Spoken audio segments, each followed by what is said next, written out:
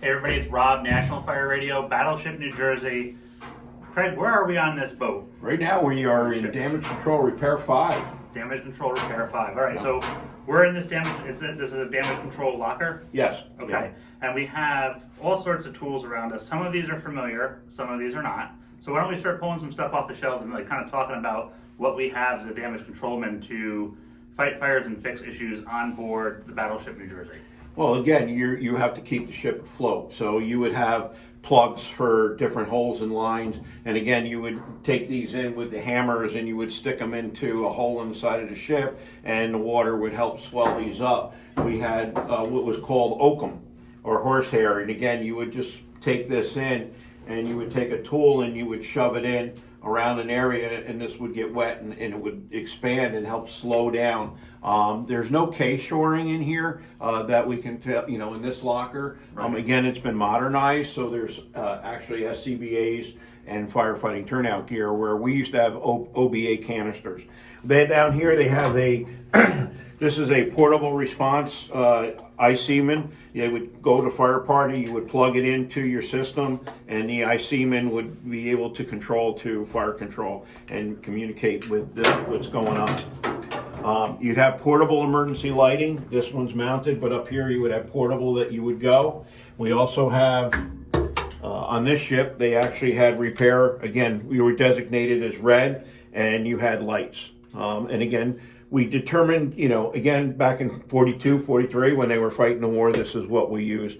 But again, as time goes, we upgraded our equipment on board. Again, when we got into the Cold War era, they start talking about national, radiation and stuff like that. So there's filters that are in here and different types of tools for, Because the taking threat care of was that. just like what we had after September 11th. The threat changed. CBRN, so we were looking Yeah. at chemical, biological, nuclear, radiation. So Correct. This is all stuff that we have to kind of... And again, back in the day when the ship was commissioned, everything was brass. Number one, the Navy loved it clean and polished, but again, everything was brass.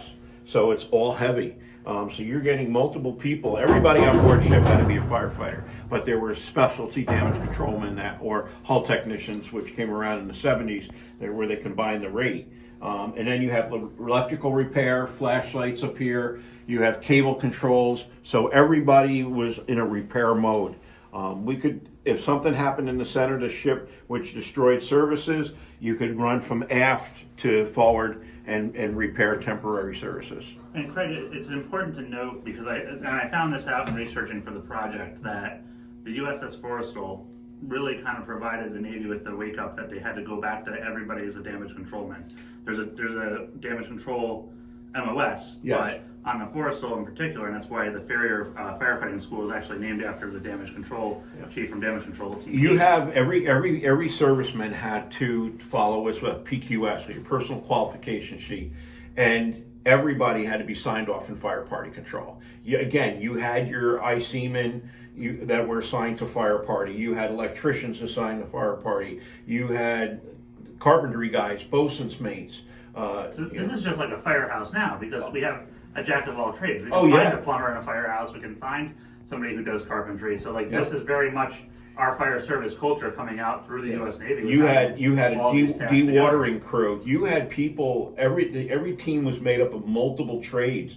So that once we got the fire knocked down, okay, now we got to get rid of the water. Now we got to repair what's going on. What type of fire were we going to? We knocked the fire out, but now we got to control the flooding.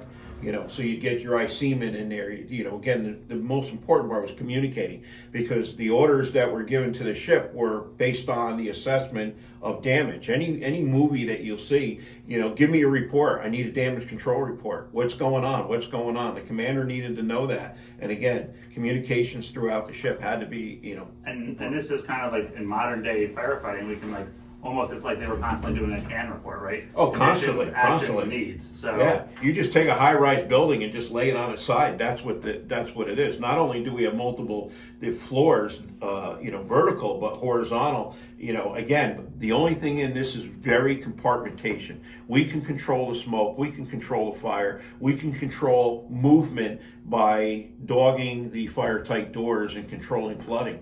Again, was very important to this thing either was going to float or sink. And again, We didn't want to sink. we don't want to sink. So, and again, but firefighting, dumping water into these compartments changed the buoyancy of the ship. So sometimes what you were trying to put out, was it worth it? You can just close the doors and make, hopefully contain the fire.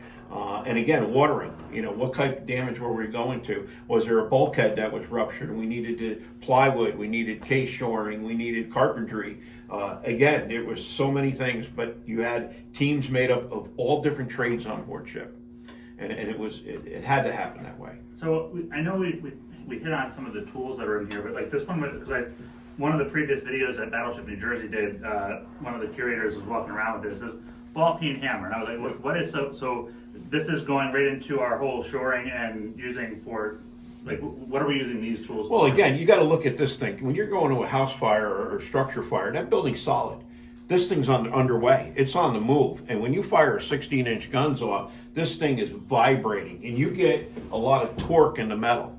You get heat, you get torque in the metal. So when you, Rob, you see that? Yeah. So you would take this and you would go up to your dogs on a watertight door. Those things are nice and, they move. But you have to, every once in a while, you may have to hit the dog because that part of the ship is torqued a little bit. So you may need it to close, you may need it to open. The pickhead axe was used when we had A3, A4 OBAs, and you dumped your canister out. You would take the pickhead and you would put a hole in the back of the canister. Our ship, we had a hot box, where when a canister was empty, we would put it in a hot box, and then the guys would take it up to the deck and we throw them overboard after puncturing a hole in them. It was something you did not want to get wet inside the ship. But again, you needed to break things as we do in the fire service now. But for us, it was getting through a watertight door and making sure that watertight door was secure. So here, this is something that's very simple, but was very crucial to you guys. This is a little light with a pin on it. But what was the purpose of this? Where are you? I mean, again, there's ventilation system. If you're in an interior section of the ship, smoke is here. You can't see anything. And you look at the bulkheads, you look at everything that we're doing, trying to maneuver around. This thing's underway, and you're going side to side, getting your sea legs, so to speak. But when you're in a smoke-filled area, this is where we saw you. It was, okay, I got a beacon in front of me. This is where a guy is. The other thing is you could use these when you went overboard.